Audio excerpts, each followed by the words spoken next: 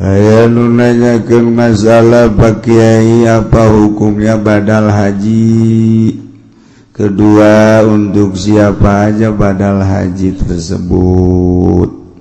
Merenya ngadengin nu haji badal meureun nanyakeun teu.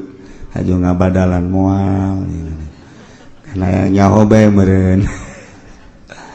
Di ahli sunnah wal jamaah badal hukumnya wajib ketika bapak urang maot kemudian can munggah haji tirkah na aya. Apa itu tirkah? Itu emang sih mentu mondok hese jadi aing ngomong ka kaler ka kidul hese. Tirkah teh harta ditinggal mayit ngaranna tirkah. Oh iya cek aing mondok sia tuh.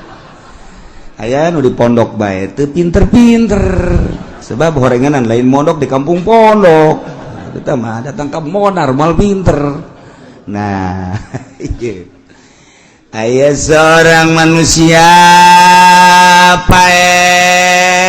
maot can ka Mekah aya ditinggal na yakne mayit ninggalkeun harta tak eta teh memeh dibagi kudu diselesaikeun heula hiji hutang heula bereskeun setelah hutang aya keneh ieu ditinggal mayit can ka Mekah badalkeun ke geus aya keneh sesana karak bagikeun ka ahli waris.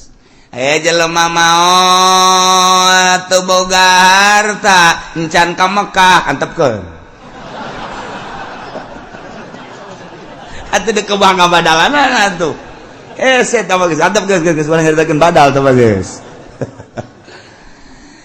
Anu carita badal teh bapak urang maot aya ditinggalna badalkeun ku anak aya anak maot karunya bapana dek ngabadalkeun ngahaji heg bae dibadalkeun jang anak lantaran karunya masalah aya mah ditinggalna ditinggal aja anak ngan bapak dek ngabadalkeun masalah sebab aya patali nasab. Tapi lamun kieu mah urang hirup bertetangga jeung batur maot dek dibadalan ku urang teu jadi.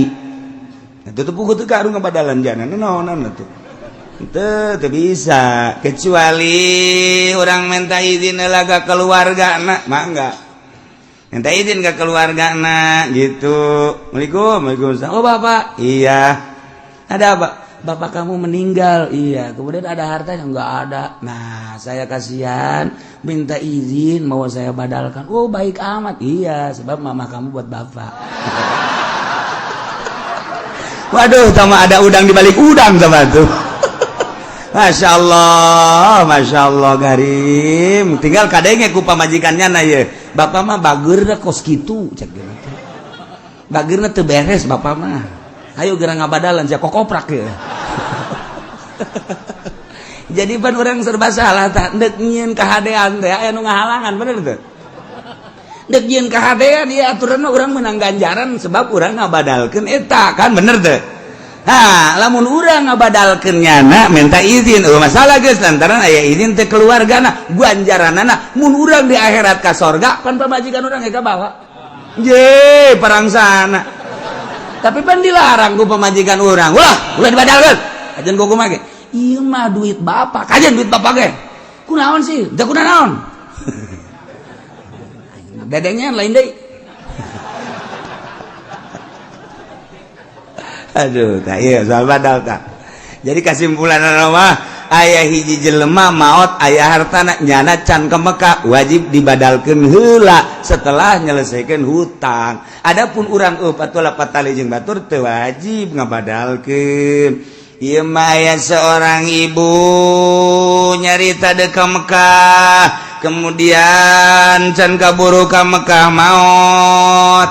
Bebe ja anakna ka Kangjeng Nabi ya Rasulullah aya naoneng maaf di ngomong deh ke Mekah haju can kaburu datang ka waktuna maot apa wija apakah abdi bisa ngabadalkeun ngahajikeun emak atuh kan tenan cek Kangjeng Nabi masalah nah maka jeung bisa eta bae lamun hutang mah boga hutang wajib teh kudu dibayaran ku neng wajib kitu kene hutang ka Allah atuh lamun aya ditinggalna wajib ku neng dibayar tuh kan jelas sakumaha lamun bapa mane emak mane boga hutang wajib teh cak Kangjeng Nabi dibayar ku mane wajib atuh Tuhan ieu ge sarua hutang ka Gusti Allah lantaran nyana can ka Mekah atuh pek bae badalkeun ku neng ka ditu itu masalah yo Abi Muhammadiyah mah teu wajib cek Muhammadiyah ai urusan jeung jelema mah pan eta mah jelas ai urusan jeung Allah mah nya Allah ngahutangkeun kitu Muhammadiyah mah